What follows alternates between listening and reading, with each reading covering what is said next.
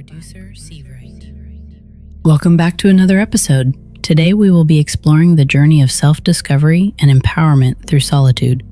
I'm your host, producer Seavright, and today we're diving into a topic that resonates with many of us: embracing solitude, building life alone. I want to start with a powerful thought. The version of me that was afraid to be alone would have never built this life. This statement encapsulates the essence of our discussion today. Understanding solitude. What does solitude really mean? For many, solitude is often equated with loneliness, but they are not the same. Loneliness is a feeling of isolation, while solitude is a choice, a time for reflection, growth, and self-discovery. In our fast-paced world, we often fill our lives with distractions, social media, constant connectivity, and the hustle of daily life. But what happens when we take a step back? When we embrace solitude, we create space for introspection and clarity. I remember a time when I was terrified of being alone. I filled my schedule with work and hustle, fearing the silence. But it was in those quiet moments that I began to understand myself better. The fear of being alone is a common struggle. Many of us have been conditioned to believe that being alone equates to being unloved or unwanted. But what if we flip that narrative? What if being alone is an opportunity to connect with our true selves? Transformation takes place when we confront our fears. We often find that fear holds us back from living our fullest lives. The version of me that was afraid to be alone would have never built this life. I started to see solitude as a canvas, a space where I could paint my dreams, aspirations, and goals without the noise of external expectations. So, how can we start embracing solitude in our own lives?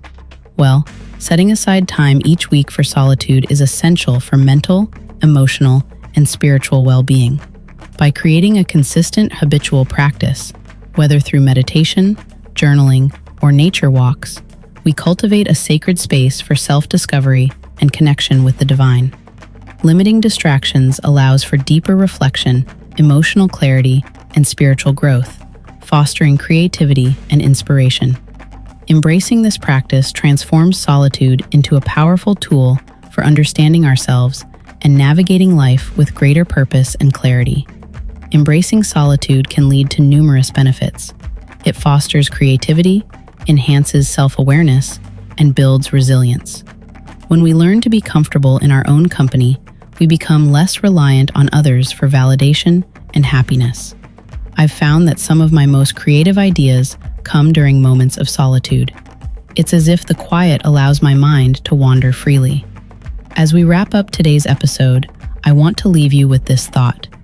Embracing solitude is not about isolating ourselves. It's about finding strength in our own company. The version of me that was afraid to be alone would have never built this life. But by facing that fear, I discovered a world of possibilities. I encourage you to take a moment today to embrace solitude. Reflect on your journey and remember that you are never truly alone. The divine is always with us. Thank you for joining me today on the podcast Mindful Morels, Deep Dish, Therapy, and Confessions. Thank you for being a part of this journey.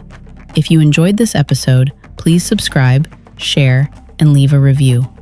Until next time, embrace your solitude and build the life you desire. And remember to stay mindful and moralicious.